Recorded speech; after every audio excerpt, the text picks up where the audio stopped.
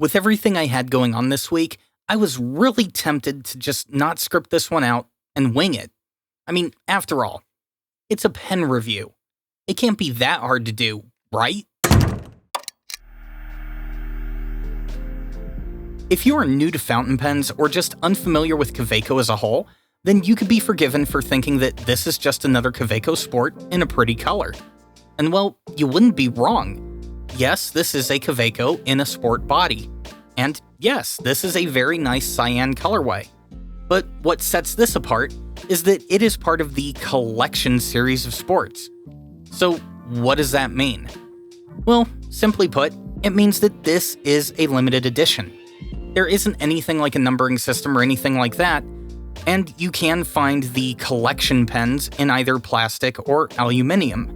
But unlike the mainstay colorways, once these pens are gone, then it's off to the secondary market if you want to buy one of these. So I'm going to give you one guess as to what size nib I got on this pen. And if you said medium, you are 100% absolutely guaranteed wrong. I mean, flat out wrong. This is a double broad. Of course it's a double broad. This pen is for personal writing, not for reviews. So I wanted to go with the craziest, fattest nib that I could possibly get on a pen. And, well, I also wanted it in a nice colorway, so of course, Kaweco Collection Cyan Double Broad. It's a perfect storm. Now, if you saw my video on Lamy Tourmaline, then you know that cyan is one of those colors that you will want to see multiple pictures of before you commit to buying anything in this color. I can tell you that I spend a non-trivial amount of time making sure that the colors coming out of camera match what I see in real life and on screen. But those are with my eyes, my Panasonic camera, and my BenQ monitor. Every camera brand has a different color science to their sensor readouts, so my Panasonic camera renders this cyan box in a different way than Canon does, and in a different way than Nikon does. That's just how cameras work.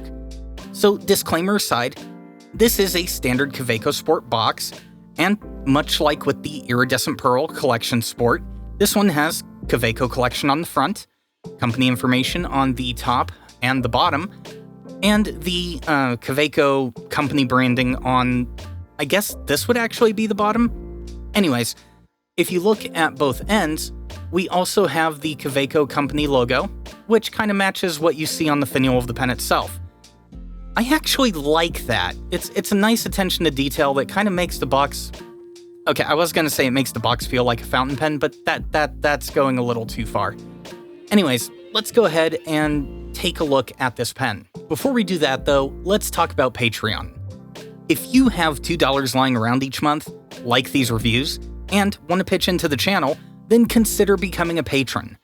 Doing so will get you these reviews early, as well as early script access and occasional extras. Plus, you get the satisfaction of knowing that a good portion of your patronage is going towards my pups. And there's nothing better than that.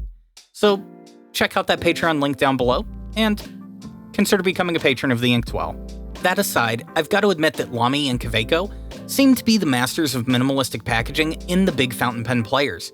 The cardboard box is just large enough for the pen itself, and inside is the plastic sleeve for the pen.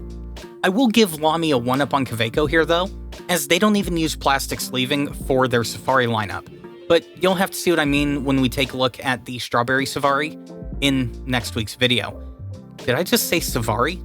Anyways, moving past that and getting the pen out of the plastic sleeving, we've got Kaweco Collection stamped in a nice silver coloring on the cyan colorway, the octagonal cap that is the hallmark of the Kaweco Sport, cylindrical body, which is really easy for posting.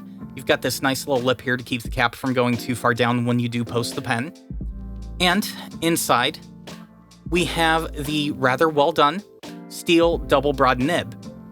And like I said, for my personal pens, I like the fatter nibs, so this double broad is definitely a home run. One other detail, and I'm going to have to manually zoom the camera for this. When I was saying earlier that I like the attention to detail that they have on the boxes with the company logo on the finial, that's what I was talking about. I like that little attention to detail that we have here on the finial. It's a really good touch. and I like that they kind of mimic that with the box here. So overall, I really do like the design of these pens. And yeah, this body design is what got me into the sport in the first place. My very first fountain pen was a burgundy Kaweco Sport, which I've actually gifted to a friend at this point, so I'm probably going to have to get another one for nostalgia's sake. But that's a story for another time. Let's go ahead and compare this pen to the Aurora Oraloid and the Lilliput, and then take a look at a writing sample. Once we've got the pens lined up here, you can see that capped, the Sport is coming in at 22mm shorter than the Oraloid and 9mm longer than the Lilliput. It's also about half the weight of the Oraloid and Lilliput at 11 grams. And uncapped, the Sport is now 23mm shorter than the Oraloid and 13mm longer than the Lilliput. And once again, it is about half the weight at 7 grams. These are ridiculously lightweight pens, and I know that can be a sticking point for some. So it is something that you will want to keep in mind if you're looking into picking up this pen. Additionally, the section on the Sport is 6mm shorter than on the Oraloid and 1mm narrower. This puts it on par with sections that you would find on Pelican pens more than anything else. None of that matters though if this pen writes like crap. So let's go ahead and break out some paper and see how this pen does. Now, it's no secret that I'm a big fan of Tomoe, and this nib, with this ink, on this paper, is a good out-of-the-box experience. As I'm writing, the nib really is gliding across the page with no tooth, no scratchiness, and there has not been a single instance of hard starting or skipping.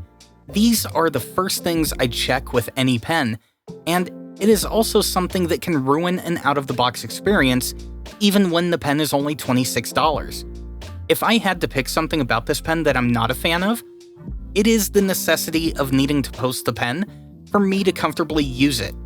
It's not a deal breaker by any means, but if you have medium to large hands, longer writing sessions will necessitate having to post this pen, or you will end up with some type of hand fatigue from having to tight grip to keep nib angle where it needs to be. Other than that though, this is a great experience and one that I would easily recommend to new users. Well, and veterans that are wanting a Cyan pen in a tried and true design. And that does it for our look at the Cyan Kaweco Collection Sport Fountain Pen. If you liked that video or found it useful, then hit that like button, get subscribed, and I'll see you in the next one. Oh hey, look, it's a blue pen on a blue crab. Blue pen? Blue crab. Wait, isn't blue crab supposed to be some of the more delicious crab? Should this guy be worried that I'm gonna eat him? Should I eat plastic? These are not things I should be asking myself. I'm gonna put that away now.